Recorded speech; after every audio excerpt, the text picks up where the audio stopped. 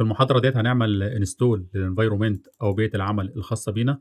الخطوة ديّة تعتبر من الخطوات الصعبة، وفي ناس بتيأس فيها أو بتواجهها مشكلة، فبتيأس فيها من أول البداية كده. فأنا محتاج إنك لو في أي مشكلة تكتبها في الكومنتات أو تحاول تحلها مش تيأس. أول حاجة عايزين IDE نكتب فيه الكود بتاعنا. طبعًا إحنا في solidity كنا بنكتب بالIDE اللي هو الأونلاين الremix.ethereum، والموضوع دوّة مش advanced ومش هينفع معانا في موضوع الsecurity، فإحنا محتاجين IDE advanced شوية أو professional. فإحنا هنستخدم الvisual studio code. فأنت هتعمل install للvisual studio code سواء على الويندوز أو لينكس أو ماك. أنا بالطبع عامل ليه install.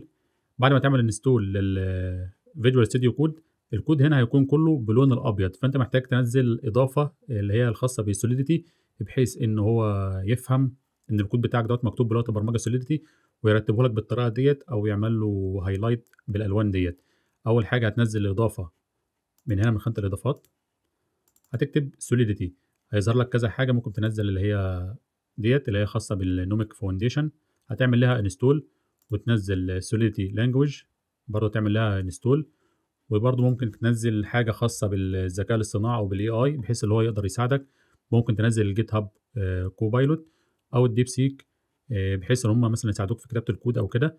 لو نزّلت الGitHub Copilot لازم تعمل login تقريبًا من هنا أو من هنا، تعمل login على الGitHub الخاص بيك. تاني حاجة المفروض نعمل لها install حاجة هتساعدنا إن إحنا يكون عندنا blockchain local blockchain، ونقدر نعمل compile للكود وdeployer، وفي نفس الوقت نقدر نكتب smart contract من نوع test اللي هو إيه، يقدر يعمل لنا test على الكود.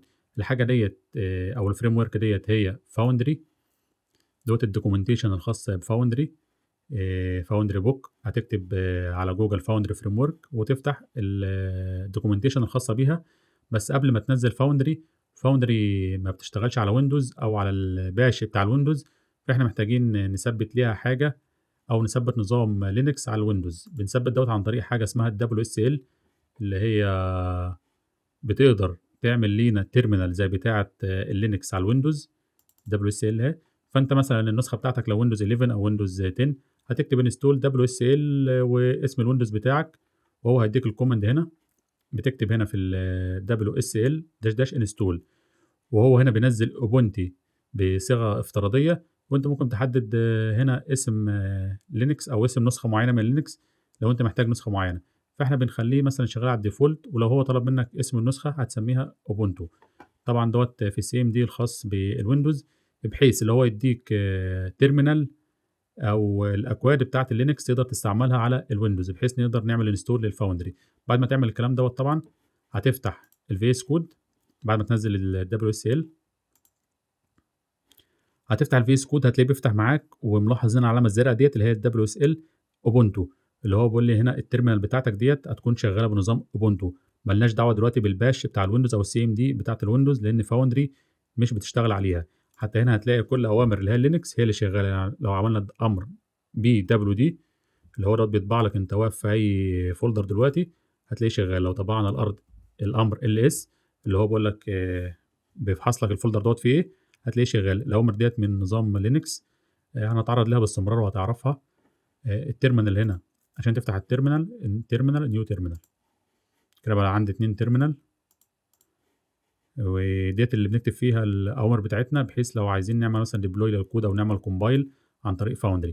بعد ما نزّلنا الVS Code ونزّلنا الWSL الخاص بينا، هتروح بقى تعمل install للFoundry. تعمل install للFoundry من الأمر دوّة اللي هو curl وفي آخره bash. وأنت بتعمل install بيطلب منّك مثلًا إنّك تكتب كلمة Foundry up. لمّا تعمل كده وتلاحظ إن هو عمل install ل4 حاجات forge وcast وanvil وchisel، هتفهم ال4 حاجات دول معانا قدّام. بس إحنا بنستخدم Foundry up ديّة عشان نعمل update للframework اللي معانا اللي هي Foundry. لو ضغطنا هنا Foundry up تعالَ نجرّبها.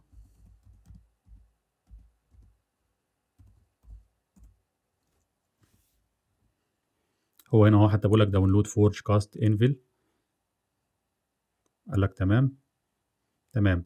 هو هنا مدّينا أهو الFoundry up forge وشغال على النسخة اللي هي 1.2.1، فدي إن معنى كده النسخة دي شغّالة معانا أو Foundry شغّال تمام. كده يبقى إحنا عملنا الIDE الخاص بينا، والفريم ورك الخاصة بينا. هتنزل برضه أنت معاك الميتا ماسك، محفظة الميتا ماسك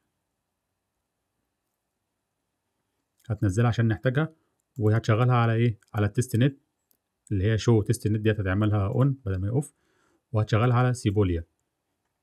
دلوقتي لما تفتح مثلا المحفظة بتاعتي اهيت عليها رصيد، الرصيد دوت نقدر نستخدمه في التست نت الخاص بشبكة سيبوليا. لو انت مش عندك رصيد هتاخد العنوان بتاعك كده كوبي وتروح على جوجل، هتكتب في جوجل هتكتب جوجل فوسيت سيبوليا.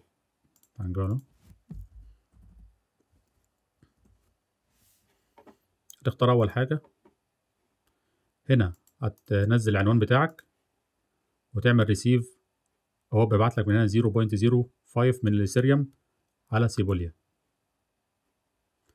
الخطوة ديت تقدر تعملها كل 24 ساعة بس، بحيث إن يكون معاك رصيد على سيبوليا هنا، عشان لما نيجي نجرب أو نيجي نعمل هاكينج لأي سمارت كونتراكت أو أي حاجة هتبقى محتاج رصيد نقدر نعمل بيه تيست نت. الرصيد دوت للتيست نت، طبعا ده مش اثيريوم حقيقي، وهتفهم الكلام ده قدام. بعد كده هتفتح ال VS كود وهتعمل الأمر BWD اللي هو Print Current Directory Enter. هيجيب لك أنت واقف فين. أنا هنا في الهوم أبو مراد كورسز ويب 3 اي جي تيست. أنا هرجع واحدة CD دوت عشان ترجع BWD تاني. قال لي هنا أنت واقف فين؟ الهوم أبو مراد. هقول لي ماشي. أنا أعمل فولدر هنا ماك دير.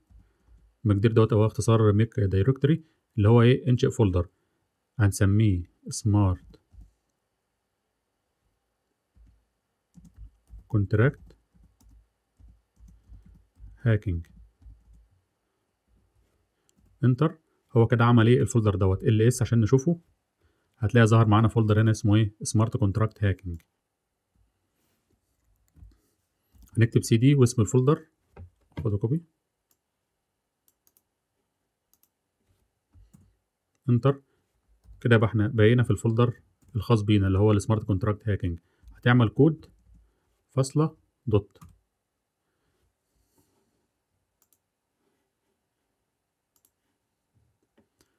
فتح لينا الفيس كود هنا، ومدينا هنا لو تلاحظ هنا مفيش اي فولدرات ولا في اي حاجه.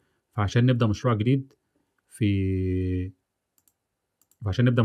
بفاوندري هنفتح التيرمينال، نيو تيرمينال، وتكتب فورج انت.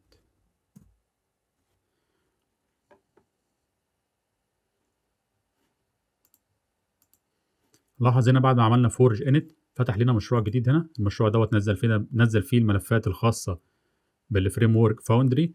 هتلاقي هنا في الاس ار سي دوت الملف اللي بيبقى فيه اسم السمارت كونتراكت. هو منزل السمارت كونتراكت تجريبي اسمه كاونتر دوت اس او ال. فتح السمارت كونتراكت معانا اهو مفيش مشاكل. وده هنا في السكريبت هتلاقي برضو سمارت كونتراكت بنفس الاسم بس دوت اس او ال. الاس ديت اختصار سكريبت، واحنا هنا بنعمل سكريبت عشان السكريبت دوت تقدر تعمل بيه ديبلوي للسمارت كونتراكت. وهنا في خانه التست برضو في سمارت كونتراكت باسم كونتراكت دوت تي، والتي هنا اختصار تيست، ودوت بيعمل تيست على السمارت كونتراكت دوت بيشوف فيه ثغرات او فيه باجز ولا لا. هتفهم كل الكلام دوت وهنفهمه مع بعض. وهنا مثلا دي اللايبرري، المكتبات الخاصه بفاوندري زي اللي هي المكتبه الخاصه بسكريبت او المكتبات الخاصه بتيست اللي احنا بنعمل ليها امبورت. هنفهم الكلام دوت واحنا مع بعض في المحاضرات القادمه. اتمنى تكون وصلت الخطوه ديت عشان تقدر تتابع معانا المحاضرات اللي جايه. هنتكلم في المحاضره اللي جايه عن الباج بوينتي او الثغره اللي هي من نوع راندومنس اللي مشهوره جدا في السمارت كونتراكت. هنتكلم ونكتب سمارت كونتراكت فيه الثغره ديت ونحاول ازاي نعمل تيست عليها ونحاول ازاي نكتشف الثغره ديت ونحاول نسحب الاثيريوم من السمارت كونتراكت اللي فيه الثغره دي.